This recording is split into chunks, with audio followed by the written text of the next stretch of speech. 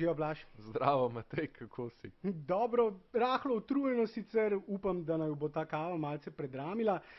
Precej pozno v ponedeljek zvečer se namreč lotevava tega podcasta, vendar je bil skrajni čas za novo epizodo. Za reprezentanco sta že prve 2 tedna priprav, prve 3 pripravljalne tekme, ki so že pokazale določeno sliko reprezentance. Lahko potegnemo neke morda ne ravno zaključke, vendar strnemo neke prve vtise o morebitnih slabostih na eni strani in seveda dobrih stvarih, ki so jih pokazale te prve 3 pripravljalne tekme.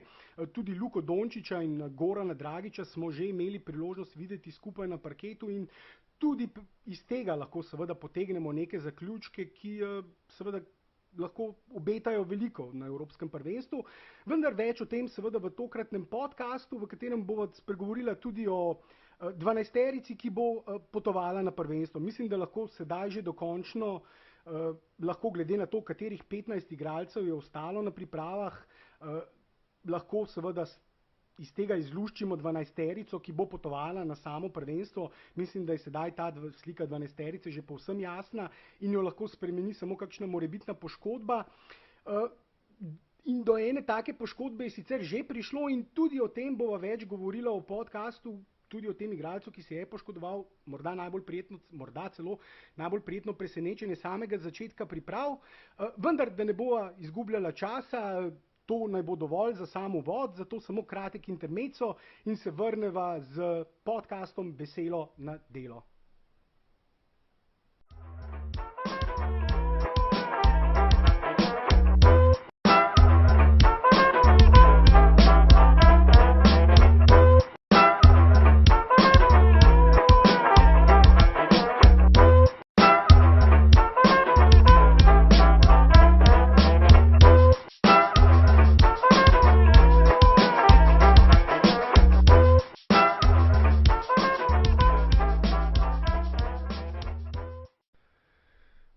Ja, Blaž, prve 3 pripravljalne tekme, kot sva dejala, so mimo. Prve 3 zmage je slovenska reprezentanca vknjižila. Vse 3 zmage so bile relativno zanesljive, morda niti ni potrebna ta pogojnik relativno, ampak so bile zanesljive. Vse 3 tekme so odločili precej pred koncem srečanja. Tudi recimo to zadnjo tekmo, ki je bila najbolj konkurenčna proti Čehom, so vendarle potem na koncu 5-6 minut do konca začeli ustvarjati tisto ključno razliko in je bila tekma potem 3 minute pred koncem že odločena z razliko preko 10 točk. Zdaj, če samo na hitro pregledava statistiko prvih 3 tekem, ne bova izgubljala časa s kakšnimi podrobnosti, vendarle gre za recimo temu tretje razredne nasprotnike. No ja, kot sem že dejal, Čehe morda ne bi mogli označiti kot tretje razredne nasprotnike, vendarle so bili med 8 najboljših moštev na zadnjem Evropskem prvenstvu, vendar tudi, kot sem že dejal, sedaj brez Jana Veselija in iz tega zagotovo bodo verjetno zato na tem Evropskem prvenstvu bili bolj tretja, se pravi neki imajo možnosti za razred. drugi krog, mislim, ja, da kaj več pa mislim, tako, da ne. Satoranski je dober branilec, dober organizator, v Washingtonu letos ni dobil ogromno priložnosti, vendar imajo par solidnih, dobrih igralcev, hitri so, dobro mečejo za 3. Mislim, da rahlo igrajo atipično, s čimer lahko bi pač presenetili kakšnega nasprotnika, tako recimo kot je tudi Kokoškov povedal po tekmi včeraj, da pač ne igrajo ravno tega tipične košarke in pač ti lahko povzročajo probleme, ampak pač ne bova zdaj izgubljala besed preveč česko. Greva na Slovenijo nazaj. Ja, ampak na hitro morda samo statistika. Prvo tekmo je Slovenija dobila z izidom 79-63. To je bila univerzitetna reprezentanca Rusije, torej igralci mlajši od 24 let in primeren nasprotnik za tisto prvo tekmo za igravanje. Na tej tekmi tudi niso igrali, ni igral Vidmar, seveda Goran Dragić ni tiste tekme še igral. Nekaj ostalih nosilcev, tudi Murić, Prepelić nista še igrala tiste tekme. Torej igralci, ki bodo začenjali tekme na Evropskem prvenstvu v prvi peterki, vendar seveda zanesljiva zmaga. Edino, kar lahko seveda, zakaj se lahko morda za trenutek ustavijo pri tej tekmi, je Erasem Lorbek, Blaž. Lorbek, za katerega sva dejala v najnem prvem podkastu serije vodičev k Eurobasketu, da bi bila prvovrstna senzacija, enkratno presenečenje, če bi res uspel ta senzacionalni povratek. Jaz sem uporabil kopico presežkov, ti si tudi dejal, da ne verjameš, glede na to, da seveda je še nekaj mesecev nazaj, februarja, mislim, da ni upravil zdravniškega pregleda v Limožu pri Vujoševiću. Tako da vendar je zaigral na tej tekmi, je po dolgem času zopet stopil, odigral neko uradno tekmo in vsaj tista tekma je pokazala, da 3 leta so vendarle izjemno dolga doba, seveda zato, da ne igraš košarko in se je poznalo. Ja, dejansko izgledal je tako, kako bi rekel, kot da ima rjo na sklepih. Dejansko bil je tako počasen, neokreten. Jaz verjamem pač pri njemu košarkarsko. Ne biti preveč strog z Erasmom. Ne, nočem biti preveč strog. Pač dejansko se vidi, da pač košarkarsko znanje ima, ampak enostavno delovalo je rahlo, kot da igra teče mimo njega. Ni ravno dobro dohaja. To je ravno problem tega, ko pač toliko časa nisi v pogonu, ti potrebuješ kar precej tekem, kar precej časa, sploh pri njegovih letih, predvsem fizično, da se vrneš na nek zadovoljiv nivo in mislim, da če ni sam, pač sedaj, ko je Erasma, pač ni več na pripravi, če ni sam rekel, da je morda uvidel, da ne bo šlo, ne, pa sem prepričan, da je Kokoškov videl, da pač enostavno se ga ne splača čakati, kajti verjetno je videl na treningih in tako, da pač morda vendarle ne bo ga mogel pripraviti za to evropsko prvenstvo.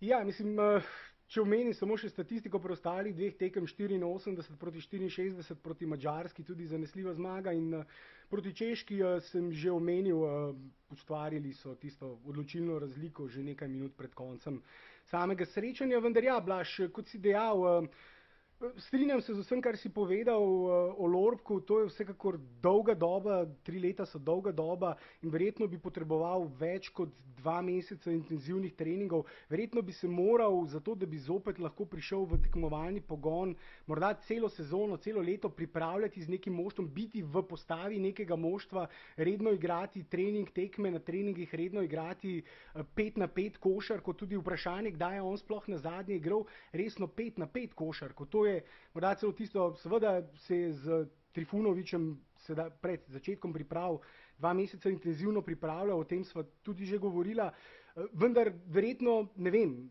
seveda morda je, morda ni, vendar ne bi bil presenečen, če ni igral nič 5-5 košarke, tudi trening 5-5 košarke, vendar morda samo ustajal pri različnih vajah, strelskih vajah, 1-1, morda 2-2, uigravanje 3-3. Tako da, ja, in potem seveda tekmovalni nivo 5-5 košarke je pa še nivo višje in dejansko tisto ključno si povedal, ni problem njegovega znanja, vsekakor ima več kot dovolj znanja. V tistih nekaj akcijah, recimo, se je videlo njegova postavitev, samo predaja žoge, podaja utekajočemu igralcu, postavitev vse šolsko pravilno izpeljano in seveda lahko omogočen koš soigralcu. Vse to seveda še vedno obvlada, vendar ja, premikal se preprosto verjetno, vsaj glede na tisto prvo tekmo je, na tisti prvi tekmi, uvodni tekmi je deloval korak počasnejši ali morda še kakšen korak več, če smo čisto iskreni, počasnejši kot ostali igralci naše reprezentance, tudi kot poletni univerzitetni igralci Rusije. In seveda za ta stil, ki ga goji slovenska reprezentanca, zahteva veliko teka. Že na tisti prvi tekmi je recimo kar nekajkrat zamudil pri vračanju v obrambo in se je videlo, da je bil tisti zadnji pri vračanju v obrambo in tudi zadnji, oziroma no ja, zdaj, če so dosegli koš, potem ni bil ravno zadnji, ampak če so običajno Rusi proti napad izpeljali, seveda on tukaj v obrambi ni nikoli niti približno bil blizu akcije. Tako da Ja, morda, kot si dejal, morda se je sam odločil, morda je sam uvidel, da ne more, tega ne vemo. Kokoško je vendarle dejal, da bo čakal Erasma, da ga bo čakal do konca. Tudi midva sem morda domnevala, kljub temu, da so bila seveda skeptična do tega, da bo Erasmus uspela uvrstitev med 12-terico, sva domnevala, da bi znal ostati do konca priprav skupaj z moštvom samo zaradi njegovih izkušenj in znanja in morda pomagati kot recimo Smodiš na tistem zadnjem prvenstvu 2009, ki ga je odigral z reprezentanco, ki je bil sicer poškodovan celo prvenstvo, vendar je opravil neko vlogo trener igralca, recimo temu dodatnega trenerja, motivatorja in tudi taki igralci ima lahko vlogo, vendar naša reprezentanca ni tako dobra in globoka, da bi si lahko seveda privoščila, da bi sabo jemala igralce, ki bi bili ki bi upravljali samo tako vlogo, ki ne bi morali seveda zapolniti, odigrati nekaj minut na parketu, vendarle nismo globoki, imamo zelo, kot bi se temu reklo, top heavy postavo, ki ima 3, 4, morda 5 dobrih igralcev, 3 vrhunske, pogojno, o tem bo morda ti rekla kakšno besedo več, vendar nimamo recimo toliko dobrih igralcev, kot jih premore seveda Francija, Srbija, tudi Litva, Španija seveda, kot te reprezentance, zato vsekakor potrebujemo tudi na klopi potrebujemo igralce, ki lahko igrajo. Če se nekdo poškoduje, si ne morem privoščiti, da bi nekdo da bi bil neki igralec kot trener seveda tam. Ja, točno tako in zaradi tega tudi sedaj lahko lepo se že, kot sva napovedala že v uvodniku, lahko že nekoliko se kaže sedaj ta postava, če pogledava še, da izpadli so še Rupnik, pa Mahkovic, pa Hrovat, lahko mičkam že gledava naprej, kakva bo to postava, predvsem če pogledava recimo samo to front court, se pravi ta prva, ta centrska linija, bo zdaj, ko Erasma ni, sigurno na prvenstvo šel Zagorac. Ja, to sva pravzaprav že zadnjič ugotovila, da če Lorbka ne bo seveda šel na prvenstvo Zagorac. Zagorac je zdaj skupaj z reprezentanco že nekaj ciklusov, tudi v lanskih kvalifikacijah za Evropsko prvenstvo. Predtem ga je seveda Zdovci bil tisti, ki ga je vrnil v reprezentanco, tega ne smemo pozabiti, v reprezentanco ga je pa vrnil, oziroma ne vrnil, vključil v reprezentanco, zato ker se je izkazal z takratno B ekipo in tam prikazal izjemno dobre igre in potem seveda tudi recimo v lanskih kvalifikacijah solidno in dobro opravil to vlogo. Morda na začetku teh priprav je Zagorac celo strani navijačev najbolj kritizirani posameznik, igralec naše reprezentance. Res, da ni imel najboljšega začetka, še posebej tiste prvi 2 tekmi, na tej zadnji tekmi proti Čehom je bil že nekaj boljši, 5 točk, 5 skokov, 2 podaji. Če se ne motim, je vpisal v statistiko, pa da ne bom govoril na pamet, bom samo na hitro preveril. 5 točk, 5 skokov in 2 podaji, met 1-3, še vedno ni nastavil roke, vendar kot kaže, bo namesto Lorbka sedaj Zagorac tisti, ki bo odšel na Evropsko prvenstvo, vendarle gre za edinega visokega igralca, poleg seveda Randolfa, Vidmarja in Dimca, ki seveda lahko zadane tudi trojko, visokega krilnega centra. Teh namreč nimamo, to je bila tista največja luknja v naši reprezentanci, o kateri smo ogromno govorili. Ravno te 4, ki si jih omenil, so tudi edini igralci, ki so višji od 210 cm. Ja, Randolf in Vidmar sta 211 visoka, Dimec tam 210 je nekje. Ja. Na seznamu in Zagorac je pa 206 cm, vsi ostali igralci so 202 in nižji, pravzaprav nimamo. Morda Kosi je še 204, vendar seveda že sedaj vemo, da Kosi ne bo odšel na prvenstvo. Ja, v vsakem primeru mislim, da Kosi ne bo na mesto Zagorca odšel, vendarle gre pri Zagorcu za bolj, ker namreč ravno to je tista edina alternativa še igralca, višjega igralca na položaju štirke, drugače bi se morali zanašati kot rezervo za Rendorfa, bi se morali zanašati na Muriča, ki je v tej vlogi igral že v lanskih kvalifikacijah, in pa Čančarja v nekih občasnih minutah, vendar kar so pokazali že tiste lanske kvalifikacije in morda zaradi tega so seveda te kritike Zagorca in tudi selektorjeve izbire na nek način neupravičene, ker so ravno lanske kvalifikacije pokazale, da Murič in Čančar ne moreta pokriti tistih višjih in močnejših krilnih centrov. Recimo že na pripravljalnih tekmah pred lanskimi kvalifikacijami se recimo spomnim, kako je poljski krilni center zlorabil na pripravljalni tekmi Muriča, ki ga preprosto ni mogel pokriti.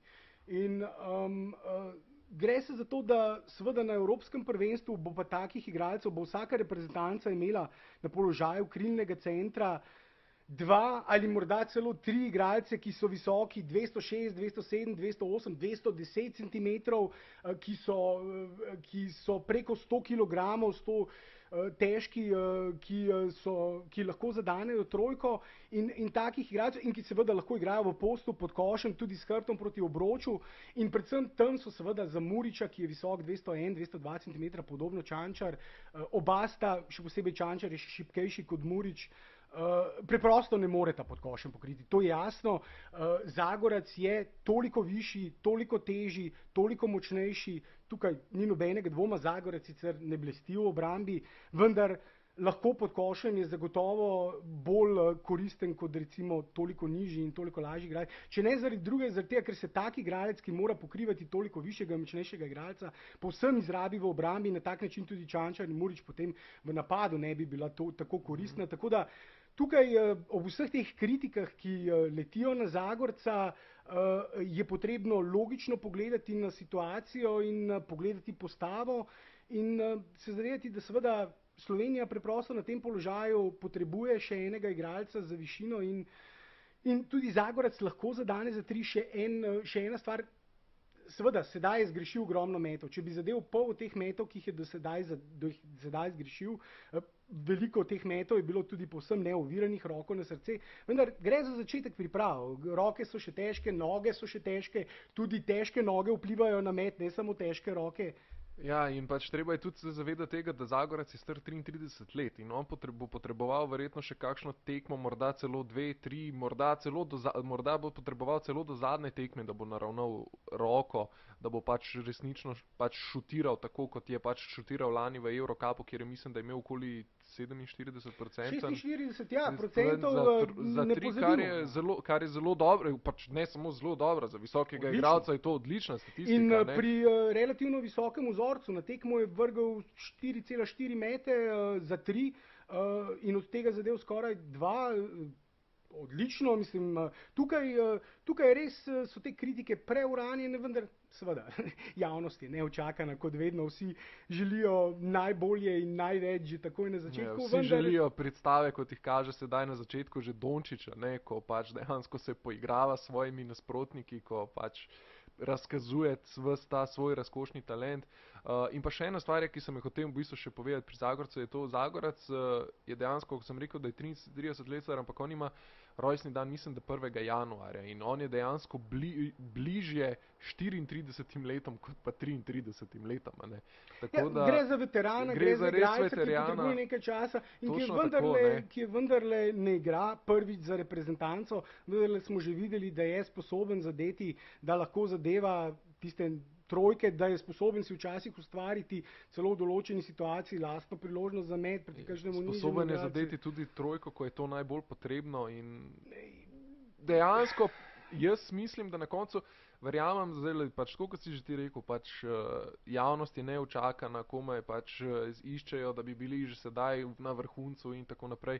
Ampak dejansko mislim, da bo Zagorac na koncu pač zelo dober člen naše reprezentance zelo koristen in mislim, da bo na koncu marsikomu zna biti na koncu žal, da ga je tako zelo kritiziral sedaj po 3 tekmah. Ja, v vsakem primeru bo potoval na Evropsko prvenstvo, to je sedaj že jasno, mislim, da se tukaj oba dva strinjava. Morda lahko potem tudi izluščiva, glede na to, da sva že načela to temo, lahko sedaj morda tudi dokončno, seveda glede na to, da sva obljubila, da bo izluščila tisto 12-terico igralcev, ki bo potovala na prvenstvo, lahko seveda to tudi narediva, namreč ostalo je še 15 igralcev in od teh 15 lahko seveda že sedaj trdiva, da bosta izpadla Jean-Marc Šiško in Jan Kosi.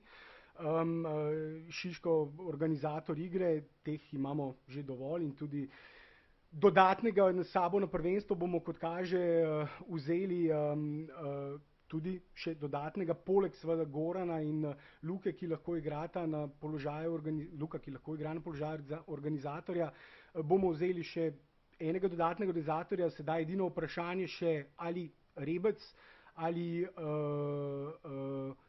Nikolić. Ali Nikolić, ja, hvala Blaž. To je pravzaprav edino vprašanje, ki ostaja v tem trenutku.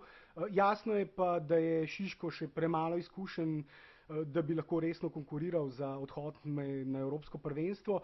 Enako pa velja tudi za Kosija. Razen seveda, če ne pride do kakšne poškodbe. V tem primeru se lahko kaj spremeni, vendar ta dva igralca, če ne bo prišlo do kakšne poškodbe in upajmo, da ne bo, seveda od Čančarju in njegovi poškodbi gležnja, bova tudi nekaj spregovorila, ampak ja, kot sem dejal, upajmo, da ne bo prišlo še do kakšne dodatne poškodbe, ki bi lahko kaj spremenila, vendar v tem primeru je edino vprašanje Rebec ali Nikolić in tukaj tudi mislim, da se oba dva strinjava, da bo verjetno Nikolić tisti, ki bo odšel, čeprav naj je selektor že presenetil z tistim prvim rezom. Ravno to in jaz ne bi upal napovedati, da bo Nikolić z gotovostjo odšel na Ja, zaradi tega, ker so oba dva mislila, da bo Rupnik pravzaprav tisti tretji organizator, tisti, ki bo morda ostal do konca na pripravah in konkuriral do konca z Nikolićem. Ja, tudi mislil sem, da bo recimo Hrovat dlje časa ostal na pripravah, glede na kakšno sezono je imel, pa glede na to, kakšne težave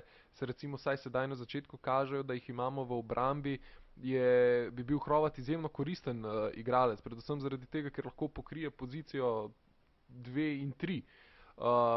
Tako da jaz si ne bi upal napovedati, ker očitno Kokoškovu nekaj pri Repcu je všeč.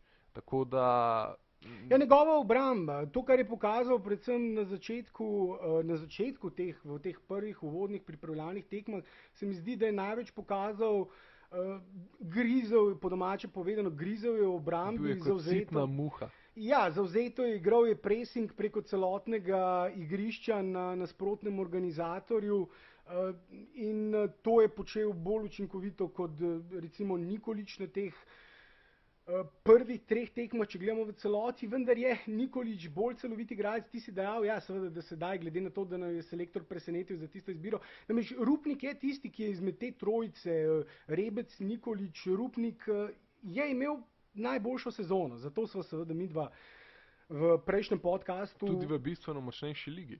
Tudi v bistveno močnejši ligi. In Luka je začel, Rupnik je začel v drugi španski ligi in na to z odličnimi igrami, tam nekajkrat bil najbolj koristen igralec kroga v drugi ligi in si priigral poklic v navednicah v prvo ligo in tam tudi si zagotovil mesto v postavi in seveda podaljšal pogodbo, kar je uspeh. Biti eden izmed organizatorjev, ki igrajo v rotaciji recimo španskega prvenstva, koliko jih je, 16, 17, 18 takih igralcev, najboljši evropski ligi, vendarle nekaj pomeni in Luka se je tam dokazal. Omenil sem že nekajkrat v najnih podcastih tisto njegovo magično podajo, ki je bila podaja sezone v španski ligi, predvsem zaradi tega, ker sem izjemno navdušen, no, se mi je zdela ena najlepših akcij katerega koli slovenskega igralca v pretekli sezoni.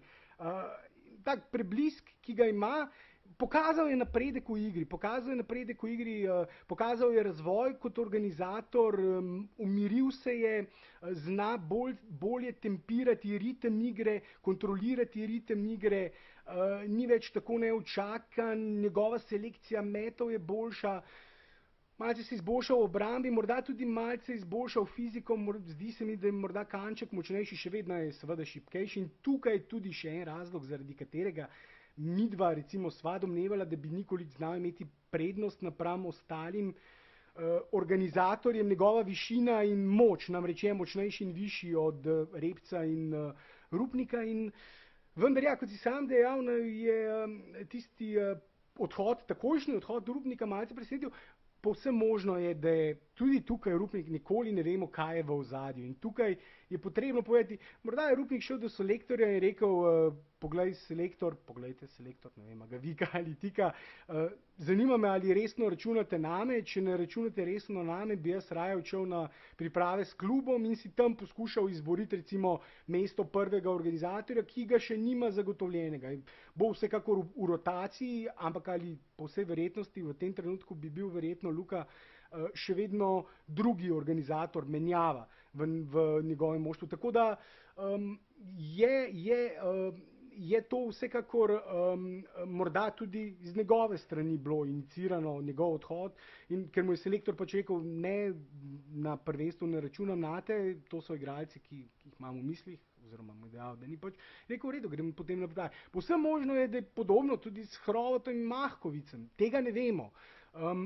Vsekakor pa velja omeniti tudi dejstvo, da 19-20 košarkarjev, igralcev je na pripravah preveliko število igralcev za kvalitetne priprave. Trenerji imajo raje maksimalno 15 igralcev na pripravah, morda še kakšnega manj, lažje je igravati, lažje se posvečaš individualno posameznim igralcem, če jih je preveč, tudi ostali igralci seveda zahtevajo tvoj čas, če si resen in dober trener, se moraš posvečati vsem.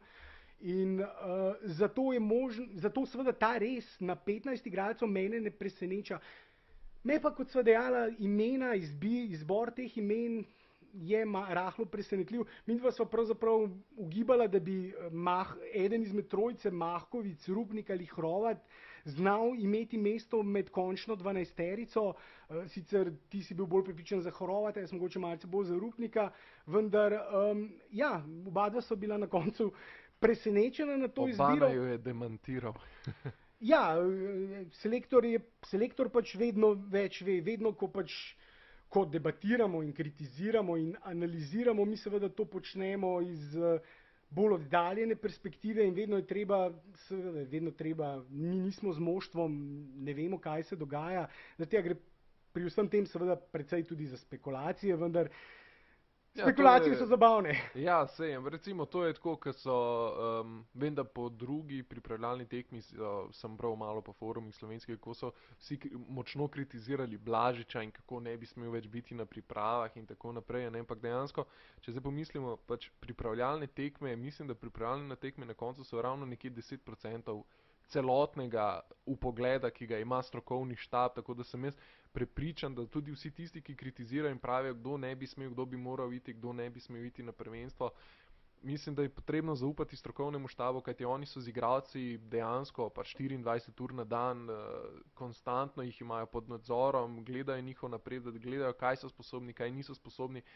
In verjamem, da imamo tudi tako zelo kvalitetno strokovno vodstvo, da bodo brez dvoma vzeli na prvenstvo najboljše, kar bomo v tistem trenutku lahko odpeljali na evropsko prvenstvo.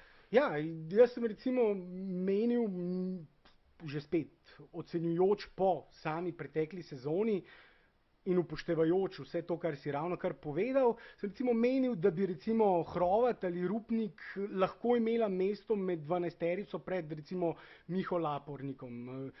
Recimo, to je morda tisto presenečenje, nisem pričakoval, da bo Lapornik na koncu med 12-terico, vendar že spet gre za igralca, ki je morda recimo težko, ali je do sedaj pokazal več kot Hrovat, vendar gre za igralca, ki očitno je prepričal selektorja, s čim bomo videli. Na koncu seveda, končne ocene bomo dejali po prvenstvu, bomo videli, kako se bo ta njegov izbor izkazal, bomo videli recimo, ali bo Lapornik, kaj bo pokazal na prvenstvu, ali na koncu sploh bo v rotaciji. Tudi to namreč še ne vemo, kako globoka bo v rotaciji, ko govorimo o Zagorcu, ko govorimo o Laporniku. In ta dva igralca nista ista. Mislim, da sem dovolj dobro obrazložil, zakaj menim, da izbira Zagorca, da pač ni druge možnosti v tem trenutku in zakaj pravzaprav je to neizogibna izbira in upajmo, da bo na koncu seveda tudi Zagorec malce dvignil formo in da bo tempiral pravilno formo, tako kot Goran. Tudi Goran sedaj ni še na vrhuncu in hvala Bogu, da ni sedaj še na vrhuncu. Upajmo, da tempira formo za samo prvenstvo in da sedaj igra na 50-60% in da se čuva, zakaj bi sedaj riskiral poškodbo. Ja, recimo ravno to je nekaj, kar je mene strah pri Luki Dončiću, kajti že sedaj na začetku priprav igra dejansko vrhunsko, igra na najvišjem možnem nivoju, kaže se pri njemu ta velika motivacija, da pokaže, kaj vse zna, ampak morda je ravno to, ta rahlo, te njegove neizkušenosti, da morda se ravno v tem trenutku še nekoliko preveč zaletava, nekoliko preveč zavzeto igra, tako da bi se moral nekoliko šparati, tempirati formo potem za prvenstvo. Ne? In lahko se zgodi, da morda, jaz verjamem, da recimo, če že ne drugega, sedaj se je strokovnemu vodstvu priključil tudi Lakovič, tako da tu ima nekoga, ki je pač bil res vrhunski igralec na pač vseh nivojih. Dejansko mislim, da ima nekoga, ki pač mu bo lahko rekel, poglej, Luka, nekoliko se umiri, saj, da ne boš pregorel in tako naprej, a ne.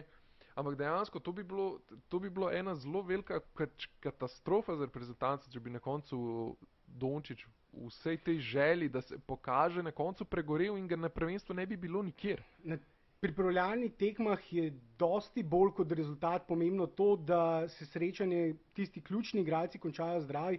Že spet slovenska reprezentanca nima toliko kvalitetnih igralcev, nima take globine kot ostale. Misli poškodb določenih igralcev, so določeni igralci, ki so povsem nezamenljivi. Recimo ravno poškodba Čančarja, če rečeva kakšno besedo sedaj še o Vlatku Čančarju, že v uvodu sem omenil, najbolj prijetno presenečenje začetka tega pripravljalnega obdobja, kot sem dejal, od Luke smo pričakovali to, kar sedaj kaže. On je samo potrdil, očitno je poletje dobro izkoristil za kvalitetne priprave, izgleda malce močnejši, tudi malce hitrejši. Mislim, da je kakšen kilogram ali dva mišičevja pridobil, morda ne kilogram ali dva, ampak malce bolj definirano mišičje vsekakor ima, zdi se mi, da malce širši v ramenih, kot je bil v Realu še pred nekaj meseci, recimo tam okoli novega leta. Malce gledal posnetke, definitivno se je še nekaj ojačal, tako da to, kar on kaže, ni prav nobeno presenečenje, morda samo za tiste, ki ga niso imeli priložnost spremljati zadnja leta v Realu, morda je tudi recimo večji del slovenske javnosti, ki ravno ne gleda vseh tekem, res ni imel priložnosti, šele sedaj vidi, zaradi tega morda tako huronsko navdušenje sedaj pri nas vlada nad Luko, vendar nekateri smo tako navdušeni že leta, pravzaprav samo pričakujemo, da bodo še ostali spregledali in uvideli, za kako dobrega igralca pravzaprav gre in to, kar sedaj kaže, pač ni nobeno presenečenje, vendar samo potrditev tega, kar smo videli na parketu že dolgo nazaj. Ja, se popolnoma strinjam s tabo. Mene ta fant, pač vem, kako zelo dober je, ampak vsakič na novo, ko ga gledam, me pač na novo preseneti, na novo fascinira, pač s kakšno lahkoto igra on košarko in s kakšen dejansko vidi se, da ima neizmeren talent. Dejansko dolgo časa že nisem videl mladega igralca s tako zelo veliko talenta, tako da dejansko pač, če bi uporabil neko to ameriško frazo, ki je zelo oguljena, pač sky is the limit dejansko, ne. No, ampak recimo mogoče, če bi se malo posvetila zdaj še pač temu drugemu našemu mlademu igralcu, ki ja, pač... želel sem samo to povedati, da ja, sva želela pač, sem rekel, spregovorila kakšno besedo o Čančarju in so se potem že spet začela o Luki govoriti, ker je seveda res izjemen talent, ki bo verjetno že čez dobro leto navduševal na drugi strani Atlantika in pred katerim, kot si sam dejal, je samo nebo tista edina meja.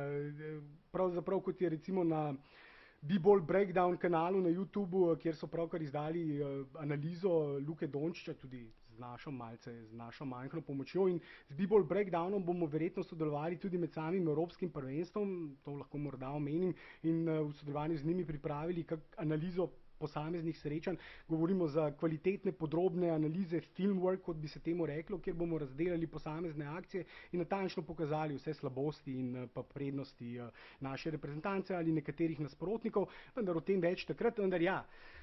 Hotela sva govoriti o Čančarju, začela sva govoriti o Dončiću, ker preprosto tudi sedaj recimo v zadnjih tednih in mesecih sem opazil, potem, ko je bilo konec letošnjega nabora, se seveda že začeli na drugi strani Atlantika, kjer je seveda v Ameriki vedno tista the next big thing, naslednja velika stvar je vedno tisto, kar zanima največjo javnost, tudi prav zanimivo je, takoj ko pač pride do tistega drafta, vse se govori samo tisto, ampak potem takoj pozabijo na tiste igralce in se začne seveda že spet, kaj pa ta, ker vedno tisto, kar ne poznaš in tisto, kar obeta nekaj, je boljše kot tisto, kar si že videl.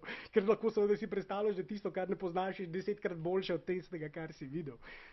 Psihologija 101, kot bi se temu reklo.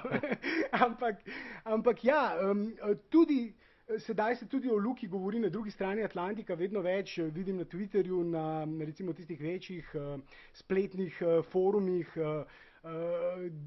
dnevno recimo novi posti, nove objave, ogromno mentionov Lukata objav, ki omenjajo njegovo ime.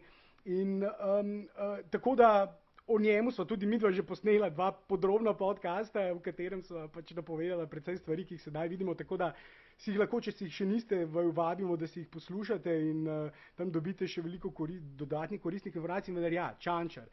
Letošnji izbor Denverja na draftu, ki je pokazal, zakaj ga je Denver seveda izbral na draftu. In Čančar, ki je letos v Leksu naredil tisti napredek, ki ga recimo sezono predtem v Olimpiji ni, čeprav so mnogi pričakovali, in tudi sam je dejal, da je odšel v Lek zato, ker v Olimpiji ni dobil priložnosti, ki jo je pričakoval, in morda seveda na koncu se je izkazalo sedaj, da je vendarle imel prav, glede na izbor na draftu in seveda glede na napredek, ki ga je pokazal Blaž na prvih 3 tekmah za Luko in Goranom. Naš tretji najboljši igralec, Randolph, je na tisti prvi tekmi seveda v tistih nekaj minutah pokazal, da gre za vrhunskega igralca in da bo velik dodatek za našo reprezentanco, vendar seveda proti univerzitetni reprezentanci Rusije. Igralec, ki je igral že v NBA in ki je bil že v idealnih peterkah Eurolige, nima kaj dokazovati.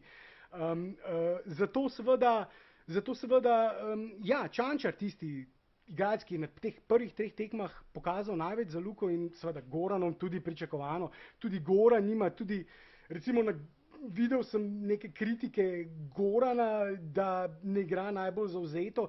Morda velja omeniti še tudi, da je Goran danes, sem opazil, da je še enkrat potrdil, da je to njegovo zadnje prvenstvo, da bo s tem prvenstvom končal svojo reprezentančno kariero. Končal jo bo, kot kaže, bo, mislim, da ravno prej sem gledal število nastopov, in kot kaže, bo imel le Lakovič več nastopov od Gorana po tem evropskem prvenstvu, torej po številu nastopov drugi v zgodovini slovenske reprezentance. Torej nastopov si je dovolj nabral, tukaj seveda mu je težko učitati prezgodnji zaključek, vendar glede na leta, glede na to, da je star šele 31 let, jaz menim, da morda Goran le ni rekel zadnje. Na drugi strani, ali se spomnim, da je Zoran v nekem intervjuju pred časom dejal, da bo vendarle poskušal brati, ker se je ta zaključek Goranove reprezentančne kariere napotoval že dalj časa, tam že nekje okoli novega leta se je začelo govoriti o tem, da bi morda lahko to bilo zadnje prvenstvo Gorana. Tako da, vendar je Zoran rekel, da bi ga morda vendarle lahko še prepričal za olimpijske igre, morda za svetovno prvenstvo.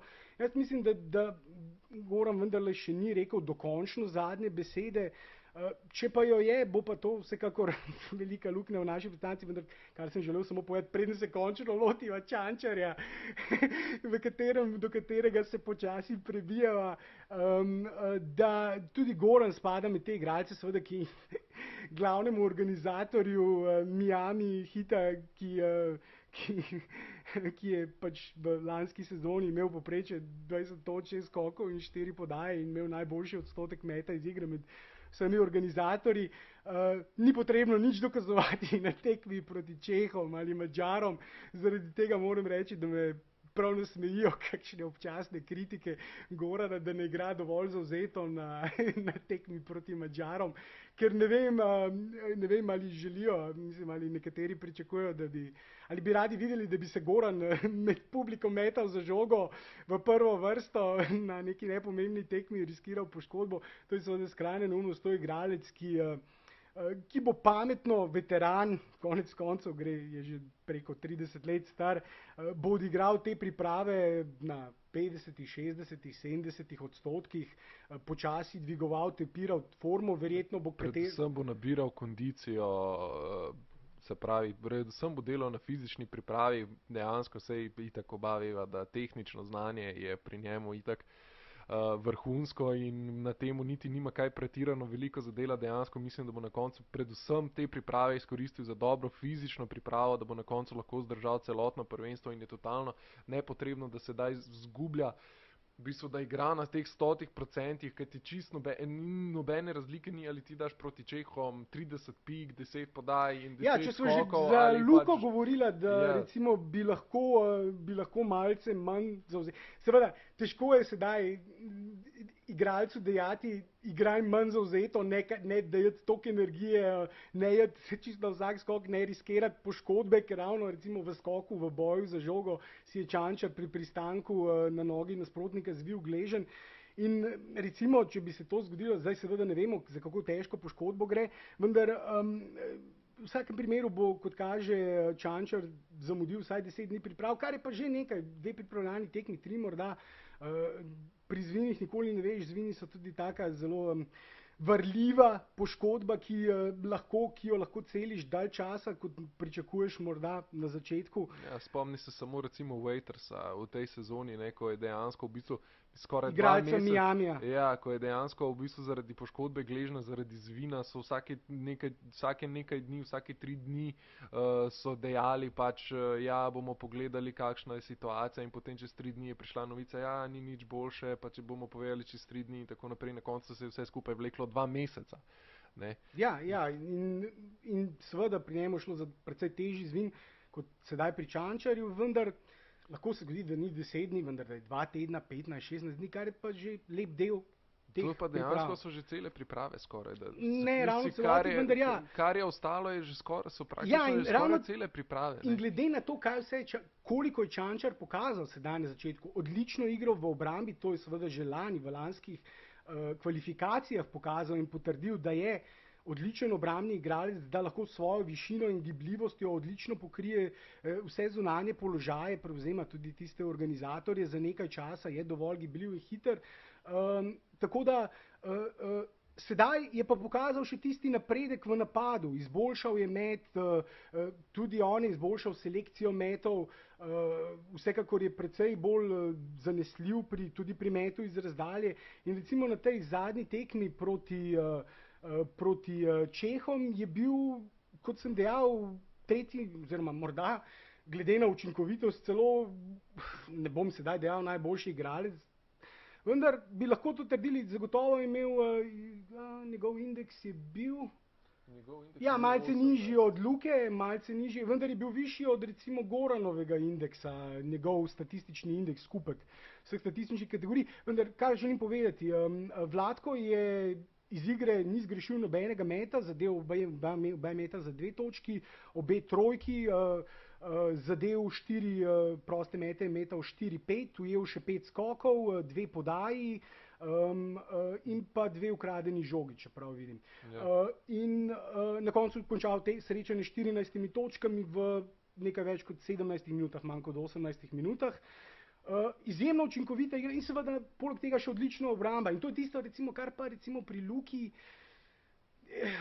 roko na srce nismo sedaj še videli, ravno tista pomanjkljivost, zaradi katere seveda ob tem, ko sem omenjal, že spet so začela o Vlatku, pa se vrnila na Luko, ne gre mimo tega, vendar ne moremo mimo seveda slabe obrambe Dončića, ki je bila, namreč tisto, kar sva midva v podcastu, v prvem podcastu, ki sva že govorila, njegova pomanjkljivost, slabost, hitri branilci pri obrambi, še posebej v pick and rollu ima z njimi ogromne težave, tudi v 1-na-1 izolaciji ga zlahka, roko na srce, zlahka prebijajo. In seveda tukaj tudi zaradi njegove višine, ker je preprosto 203, še vedno je on na uradnem seznamu, mislim, da 201 cm visok, vendar Luka je višji kot 201 cm. 202, 203 morda, deluje mi višji kot Murić je na uradnem seznamu 202, tako da verjetno je že 203, 204 cm morda visok, vsaj ko ga tako gledam, mi deluje višji. Tako da, in tako seveda kot s tako višino izjemno težko je skoraj da nemogoče pokriti 190 cm visokega pleja, ki so seveda izjemno hitri in eksplozivni, njihov prvi korak je hiter in o tem se v Luki govorila že od samega začetka in to še vedno recimo na tekmi proti Čehom, Madžarom, tudi univerzitetni reprezentanci Rusije smo lahko videli zunanje igralce, ki jih je pokrival, je imel z njimi težave, so ga prebijali precej zlahka in je bil on eden izmed tistih, ki je izpadel iz obrambe precej pogosto in bil ravno zaradi tega seveda neposredno odgovoren za kar nekaj prejetih slovenskih točk in to je tisto področje, kjer bo moral še izboljšati. Seveda z Randolfom, ko pride še, ravno Randolf je pa tudi manjkal sedaj nekaj časa, odšel je na poroko, zaradi tega ga nismo imeli priložnost videti na teh dveh pripravljalnih tekmah in na koncu Luka, Goran in Randolf, trije nosilci in sedaj še poškodba Čančarja, ki se je, tako kot so že omenila, izjemno dobro, lepo dokazal na teh tekmah. Na koncu te štiri igralci, ki so do zdaj največ pokazali, ki največ obetajo morda tudi na prvenstvu, Čančar še vedno pogojno. In tudi Luka konec koncev bomo videli v zaključku Eurolige Final Fouru je vendarle pokazal svojo mladost in neizkušenost. Bomo videli, kako bo na Evropskem prvenstvu. Tudi sedaj gre seveda le za pripravljalne tekme, ki jih on igra, kot sva dejala, izjemno zavzeto in če tako nadarjen, tako strašansko nadarjen igralec igra seveda take tekme zavzeto, on z lahkoto polne statistiko, vse statistične kategorije, vendar bomo videli seveda, kako bo potem to izgledalo na Evropskem prvenstvu, vendar tista glavna poanta, ti igralci dosti časa ne bodo imeli, dosti pripravljalnic skupaj, 3-4 pripravljalne tekme, vsi štiri skupaj. Ampak, ko si recimo že omenjal to slabo Dončićevo obrambo, na splošno slovenske reprezentance je vsaj na teh prvih treh tekmah pokazala relativno slabo obrambo. Obramba je težava in kar mene mičken skrbi je to, da se v bistvu od tekme do tekme obramba pretirano ni izboljševala.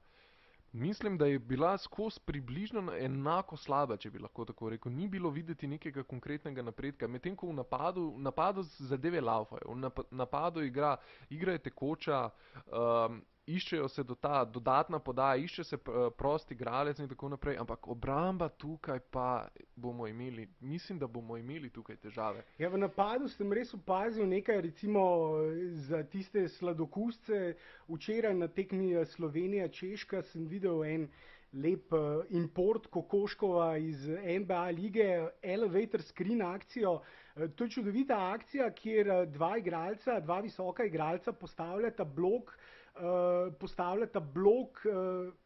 pač ustvarita neke vrste tunel, prostor med njima dvema in ko pač napadalni igralec, branilec, ki teče ta napad, steče mimo njiju, one dva stopita skupaj, malce sem z roko sem pokazal, kako stopita skupaj in butnil v mikrofon. In igralca stopita skupaj in zapreta pač igralcu, ki pokriva tega branilca šuterja, seveda. To je akcija za šuterje, akcija ustvarjena za strelca, ki steče na trojko, mimo teh dveh visokih igralcev, potem zapreta, recimo Golden State Warriorsi, ko sva govorila midva že v tistem prvem podcastu o tej Golden State košarki, kaj je cilj, kaj je recimo tisti ideal, ki si ga postavlja Kokoškov kot cilj naše igre, naše reprezentance, seveda hitra igra, trda igra v obrambi, nepopustljiva igra v obrambi, o tem seveda malce več kasneje, in na eni strani in na to hitra igra v napadu, vendar hitra igra z hitrimi podajami, z hitrim kroženjem žoge, ki mora čim hitreje v prvih 4, 5, 6, 7 sekundah napada poiskati prostega igralca in ta igralec potem vrže neoviran met. Če dobi neoviran met, vrže ta neoviran met tudi v 5 štirih, ali pa recimo, če igralec, ki sem inicira napad, pride do neoviranega meta, če ga recimo ne prevzamejo na trojki, nihče ne prevzame, recimo tudi to smo lahko včeraj proti Čehom videli. Proti napad Gorana, prišel je do tam neke črte prostih metov, nihče ga ni prevzel na tej črti prostih metov, zato se ni odločil za napad, ampak zaključil sam napad. To je recimo napad, ki ga Goran v NBA ligi zaključuje z izjemno učinkovitostjo.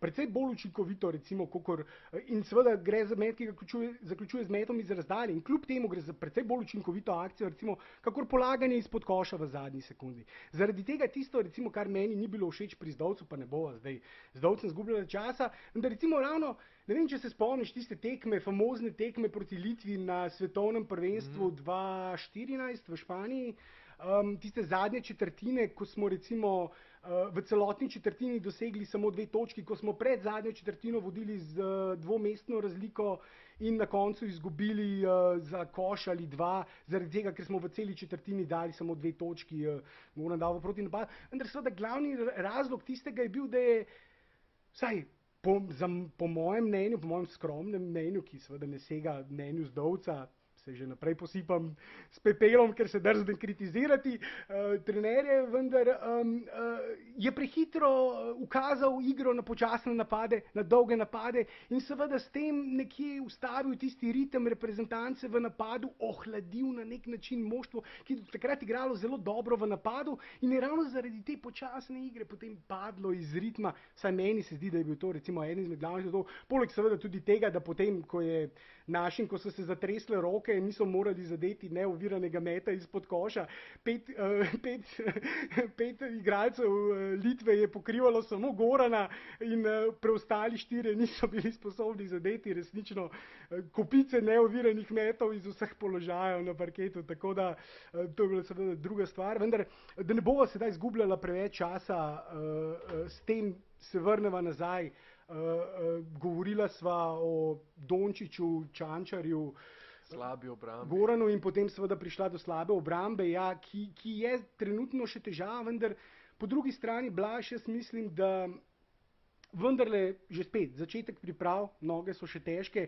Kot sem jaz videl, je bil problem v obrambi predvsem prepočasne rotacije, prepočasna prevzemanja, ko je bilo potrebno prevzeti igralca in potem zarotirati v obrambi, so bile te rotacije prepočasne, zato so igralci prihajali. V glavnem je bil problem, da so nasprotniki prihajali do velikega števila neoviranih trojk in neoviranih metov za 3 točke in tukaj je samo potrebno malce hitreje, malce več koncentracije, igrati morda malo več zavzetosti.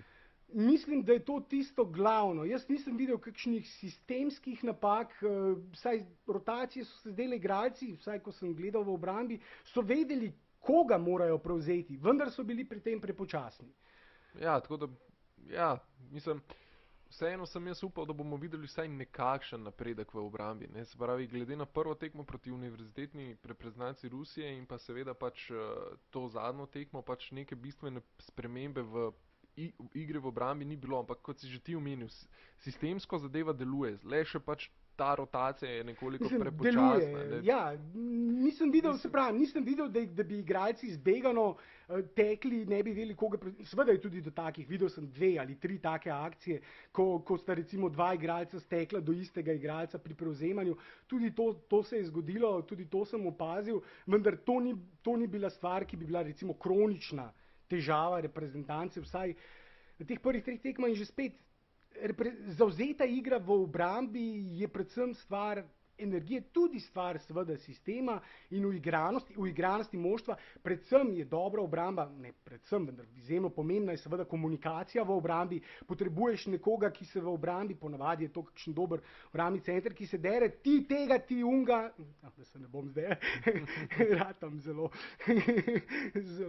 animiran jaz in udarjam po mikrofonu, tako da potrebuješ komunikacijo v obrambi, potrebno se je pogovarjati ves čas in to so stvari, ki se vse, mislim, ki ne zahtevajo toliko dela, kot zahteva recimo teorija v napadu, govorim o tem teoretičnem delu.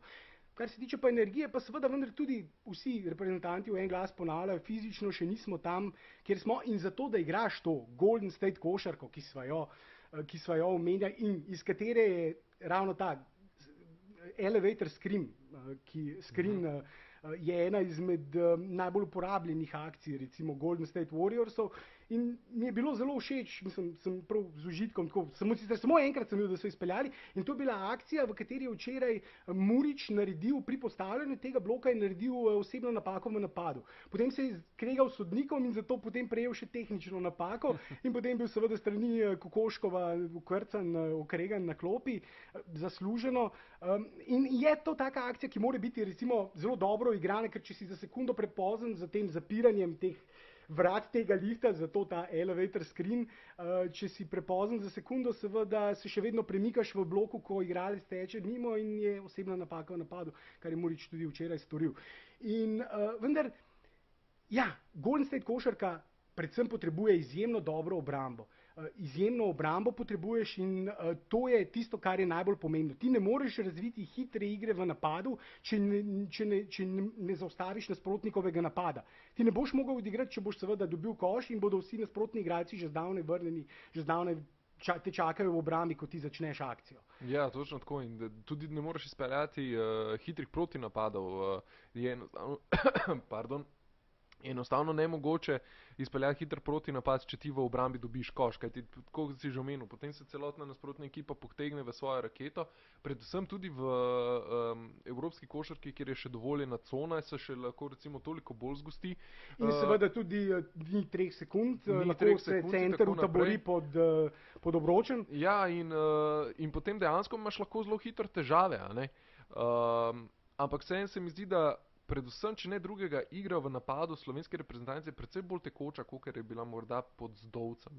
V napadu je bil narejen korak naprej. Ja. Tega se ne da zanikati, po lanskih kvalifikacijah je bilo to nazorno vidno. Slovenija je dosti lažje, hitreje dosegala točke, doseganje točk ni bil problem, je bila pa tudi v lanskih kvalifikacijah obramba tista, ki ni bila povsem na nivoju recimo tega moštva, ki bi želelo se boriti za medaljo. Govorimo seveda, če potencialno še vedno ne bova midva v tistem zadnjem podcastu pred samim začetkom evropskega bova dala najine dokončne napovedi. Na naši strani, na naši spletni strani sportinfo.si lahko še vedno glasujete na naši anketi, kako bo končala na Evropskem prvenstvu slovenska reprezentanca. Oddanih je bilo že ogromno glasov in največ glasov do sedaj sta sprejeli opcije so prvo, drugo, tretje mesto, konec v četrtfinalu, konec v osmini finala, konec v četrtfinalu, osmini finale ali v skupini. In največ tistih, ki je glasovalo na anketi, največ glasov je bilo oddanih za opcijo tretjega mesta in pa drugih največ je bila pa opcija, da bodo končali v četrtfinalu. Torej, daleč največ, mislim, da te dve opciji skupaj sta tam 65-66% glasov, vsi ostali glasovi, se pravi prvo, drugo, četrto mesto, osmina finala, zaključek v skupini, so skupaj ostalih 30% imeli razporejenih, ostalih 30% glasov, tako da... Jaz bom tako rekel, jaz se mogoče s to anketo tudi strinjam, kajti treba je še nekaj vedeti. Pri teh turnirskih sistemih je vedno tako, da veliko ti pomaga tudi fortuna. Se pravi, boginja fortuna, sreča, veliko je tudi odvisno od sreče in pa kalkulacij. Kajti, če recimo ti odigraš na polno tekme, recimo na polno in čeprav bi bilo morda bolje, da bi recimo tekmo na koncu, dam čist banalni primer, na koncu recimo slovenska reprezentanca igra zadnjo tekmo, ne vem, ali bodo prvi ali bodo drugi. Ali je sedaj res pametno iti recimo na polno, zato da osvojiš, se križamo, točno tako, da osvojiš recimo prvo mesto, zaradi tega in potem na koncu se križaš s kakšno izjemno reprezentanco, kot je, ne vem, da lahko v četrtfinalu naletiš na Francijo, Turčijo. Ne? Ja, povsem možno je, tako kot smo gledali sistem, je možno glede na uvrstitev slovenske reprezentance v skupini prvo, drugo, tretje ali četrto mesto, se lahko križa s katerokoli reprezentanco v naslednjem. Verjetno seveda bo tisti prvi krog tekmovanja bo pokazal potem, kako bomo igrali v tistem uvodnem, v skupini, v tistem uvodnem delu. Bomo verjetno pred zadnjo, morda že pred zadnjima dvema tekmama lahko začeli z nekimi določenimi kalkulacijami, recimo Do sedaj slovenska reprezentanca nikoli ni bila najbolj naklonjena tem kalkulacijam, zaradi tega recimo tudi na zadnjem svetovnem prvenstvu naletela na Američane, ko bi lahko recimo, če bi namerno izgubili tekmo v skupini, sedaj se ne spomnim natančno katero tekmo, vendar na koncu je Avstralija bila tista, ki je namerno izgubila proti Angoli in se zato seveda izognila Američanom, vendar bi se lahko tudi mi z namernim porazom na eni izmed prejšnjih tekem izognili potencialno Američanov, vendar seveda ni mentaliteta niti izdavca, verjetno niti mnogih igralcev v reprezentanci, vendar je potrebno biti kot si sam dejal, boginja Fortuna, sreča, morda tudi boginja prevara, ne vem, obstaja kakšna antična Grška. Dobro, morda, ampak hočem reči, ampak zakaj recimo bi slovenska reprezentanca boginja kalkulacija. Ja. No, ampak zakaj bi recimo slovenska reprezentanca morala kalkulirati? Kajti ravno v tem je finta, da mi nimamo tako zelo kvalitetne reprezentance, da bi nam bilo načeloma vseeno, proti komu igramo. Recimo kakšni Franciji in pa Turčija, če sem že omenil te dve, morda kot ene izmed najmočnejših reprezentanc, morda še Srbija, da bi rekel, da bi te tri izpostavil kot najmočnejše reprezentance na tem prvenstvu, njim se dejansko ni treba bati, kdo bo prišel na drugi strani. Oni dejansko imajo dovolj veliko kvaliteto, da če odigrajo na nivoju tako, kot pa so oni sposobni, bodo verjetno pač tisto tekmo tudi dobili. Ampak pri Sloveniji je pač naleti na enega izmed teh treh nasprotnikov, je ravno pač to, da morda tudi, če bi odigrali popolno tekmo, to ne bi bilo na koncu dovolj. In zaradi tega se splača mogoče rahlo, pač se morda naj bo kdo okrcal, da pač se ne sme kalkulirati, pa da ne smemo morda za nalaž gule, ampak da to ni fair morda, ampak dejansko morda, če želiš medaljo, moraš biti tudi nekoliko, če bi uporabil malo bolj tak narečni izraz, prefrigan. Ne? Se strinjam s tem, mislim, spravim, boginja kalkulacija. Ja. Vsekakor bo potrebno tudi gledati malce na te možne kombinacije v nadaljevanju tekmovanja. Tako da in tukaj seveda pravzaprav še nič ne vemo, vse ogromno neznanke, še potrebno najprej sploh videti, ali lahko tudi morda pride še kakšnih do morebitnih poškodb. Upajmo, da bo seveda Čančar se vrnil in zdrav čim prej in odigral te zadnje pripravljalne tekme Slovenije, ki bo te zadnje pripravljalne tekme igrala.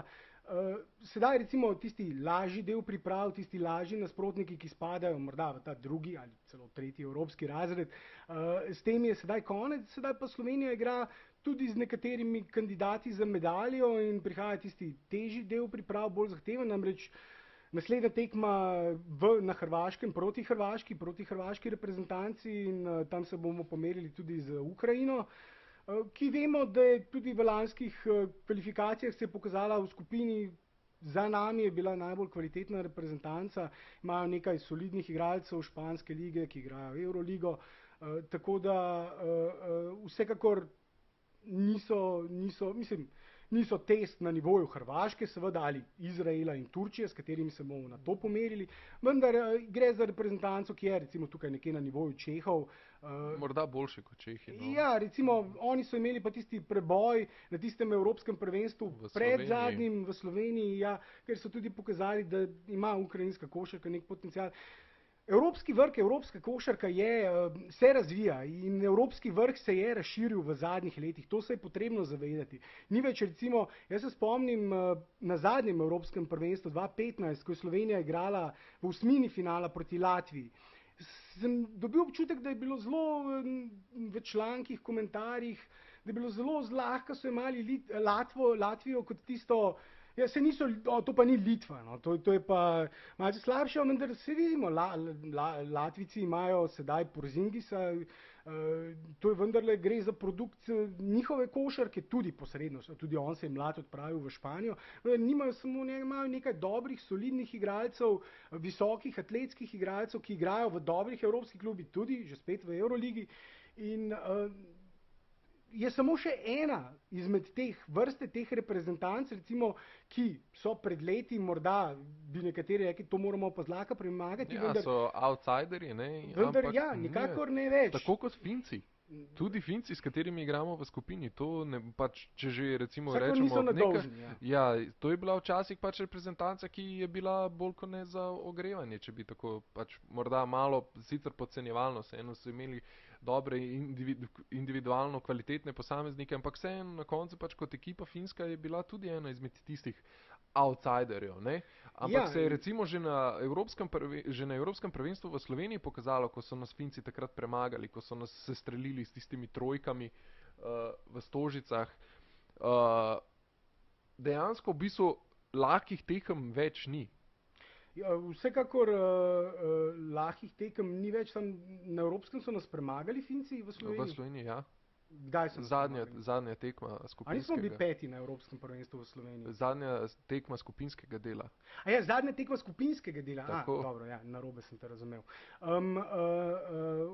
Ja, strinjam se. Finci so tudi na tistem, tako kot Ukrajinci so na tistem evropskem prvenstvu pokazali, zakaj gre za reprezentanco, ki se jo ne da. Konec koncev tudi poznamo nekaj igralcev, ki bodo v reprezentanci, ki so tudi v dresu nekdaj Euroligaške Olimpije navduševali na evropskih parketih.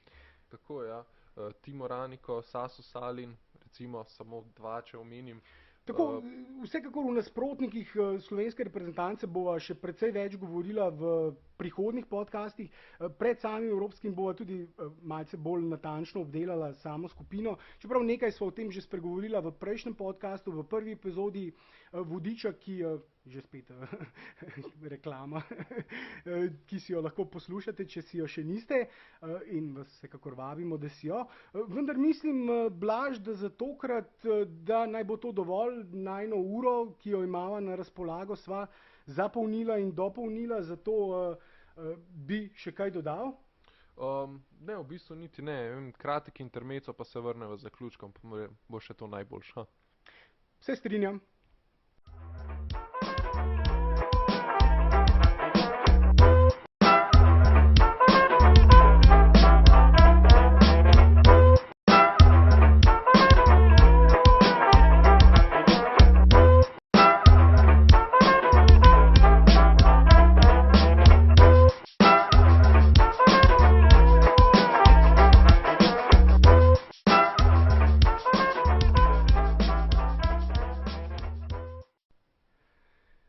Ja, Blaž, 1 ura podcasta je mimo, to je tista meja, ki se jo ponavadi zadava kot najin maksimum. Nekateri bi sicer raje videli, da bi bila malce bolj kratka, vendar upam, da nisva bila predolga in upam, da je podcast dovolj zanimiv, da se vam vendarle ura časa ni preveč in upam, da saj zraven, ko poslušate ta podcast, počnete kaj produktivnega, morda trenirate met. Jaz pogosto podcaste poslušam med rekreacijo in tudi med metanjem na koš, tako da je, čeprav po drugi strani pa včasih malce bolje mečem takrat, ko poslušam glasbo med metanjem na koš, tako da če je podcast preveč zanimiv, se ne morem skoncentrirati, vendar to je, seveda pustimo to. Vsekakor za tokratni podcast sva bila, mislim, da več kot dovolj informacij sva podala, namreč tudi bližava se že 1 uri zjutraj, kot sem dejal že v samem uvodu, sva tokrat bolj pozno začela in je skrajni čas, oba sva že precej utrujena, čeprav mene bo tale kava sedaj, ki sem jo tako pozno spil, še nekaj časa držala, ti praviš, da boš hitreje zaspal, vendar dobro, s tem vaju ne bo bremenjevala. Vendar to je znak najine zavzetosti, s tem se pa lahko pohvaliva, da vendarle vztrajava tudi do poznih večernih ur. Oziroma jutranjih ur. Jutranjih ur, vsekakor. Tako da, ja, to bodi dovolj za tokratni podcast. V naslednjem, ki bo seveda enkrat naslednji teden po naslednjih 2 pripravljalnih tekmih, Hrvaška in Slovenija, ter Slovenija in Ukrajina, prej nisem dokončal še informacije o vseh pripravljalnih tekmah, čeprav verjetno večina poslušalcev ve. Po tem turnirju, ki bo naslednji konec tedna na Hrvaškem, se nato reprezentanca seli v Izrael, kjer bo igrala seveda proti domačinom in še proti Turčiji, že spet 2 dobri reprezentanci, predvsem Turčija bo odličen test, tako kot Hrvaška, in nato selitev v Ljubljano na Telemachov spektakel v dvorani Stožice, kjer bova pa verjetno tudi midva, tako da, kjer bo se pa Slovenija seveda zopet pomerila proti Hrvaški in Hrvaška bo tisti dober test. Pred samim evropskim prvenstvom, precej boljši pokazatelj kot dosedanje reprezentance, in seveda bo zato lahko tudi po naslednjem koncu tedna in po tisti pripravljalni tekmi podala kakšno informacijo več, dobila še malce boljšo sliko, kako se merimo z temi malce boljšimi reprezentancami in takrat tudi morda povedala še kaj več o najnih nasprotnikih. Za tokrat pa Blaž, mislim, da samo še kje naj jo lahko poslušalci dosežejo. Ja, dosežete naj jo lahko na Facebooku, na NBA Slovenija, na spletni strani sportinfo.si, ki mislim, da bo sedaj ta teden dokončno prenovljena, in pa seveda na Twitterju sportinfo.si. Vedno vabljeni, da naj jo kaj vprašate, vedno rada odgovoriva, rada dobiva kakšen feedback od vas, tako da vabljeni res. Ja, ne moreva se izboljšati, če ne veva, kaj počneva narobe, zato seveda tudi kritike so več kot dobrodošle. Za tokrat pa ob tej jutranji uri že vam samo zaželim še prijeten preostanek tedna, glede na to, da ta podcast bo seveda sedaj že danes, v torek, kasneje, enkrat proti popoldnevu, objavljen. Prijeten preostanek tedna in adijo.